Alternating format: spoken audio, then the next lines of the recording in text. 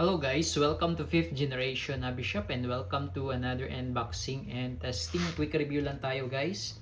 Shoutout po pala natin Sir Joseph at shoutout din kay Sir Vency at kay Vien at sa lahat po ng crew ng MSC Vera. Shoutout sa inyo dyan. Okay, so meron tayo ditong quick unboxing lang ng airsoft pistol. So this is the WE M92 silver full metal. And this is airsoft pistol po ng WE. Ayan. So ito yung kanyang model M92. Ayan po yung kanyang brand. This is gas blowback pistol. So bali this is chambered in 5.95 mm plastic BBs or 6 mm plastic BBs or yung plastic ball. So ito po yung kanyang bala dahil ito po ay airsoft.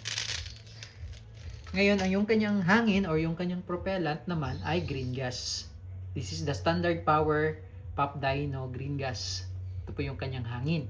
Okay?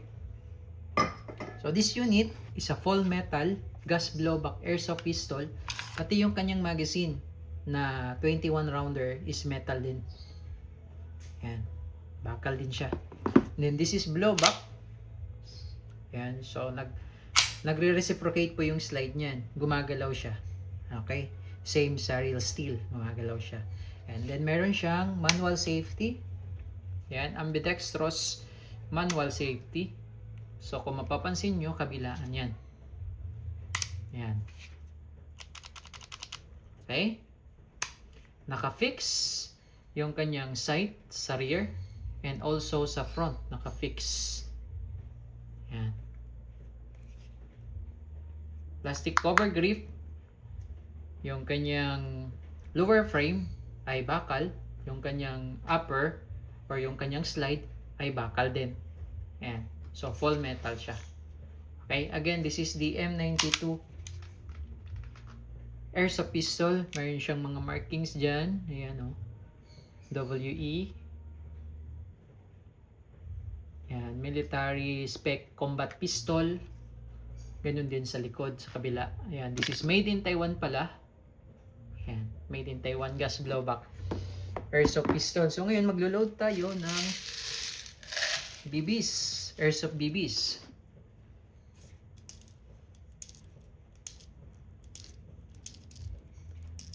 Okay, double stack siya. Ibig sabihin, alternating yung kanyang bala. Meron din kasi tayong tinatawag na single stack. Yung one lane lang yung bala niya.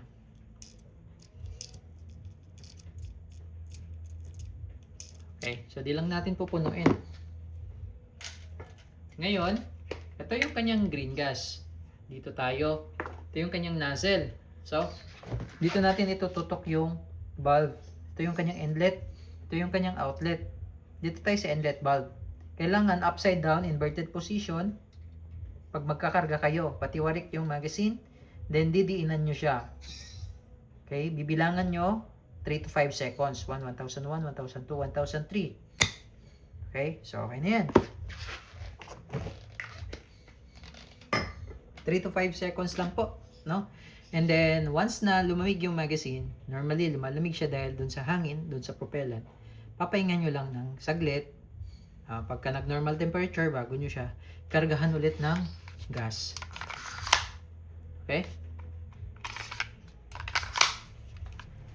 Okay, so testing M92 silver. This is gas blowback airsoft in category. Okay, hindi siya airgun. Nasa category po siya ng airsoft. Kaya siya plastic ball ang bala. Okay, testing. Testing po, M92 silver. Medyo mabigat.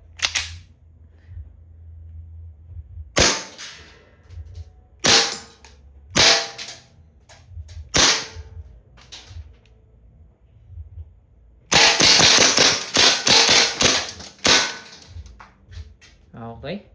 So, pag wala na siyang bala, nag-o-open slide yan. Yan.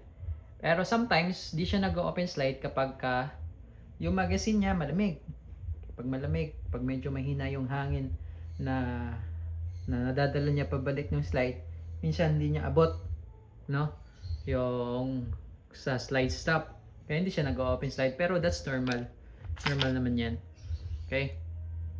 Or may gas pa po yan. Yung nilagay nating gas kanina, meron pa po siyang natitirang gas doon. Ngayon, pag nag-open slide, release magazine muna. Then, pwede mo siyang hatakin. Then, release. Ayan. Solid din siya, oh. So, this is gas blowback. Airsoft pistol WEM92 silver fall metal.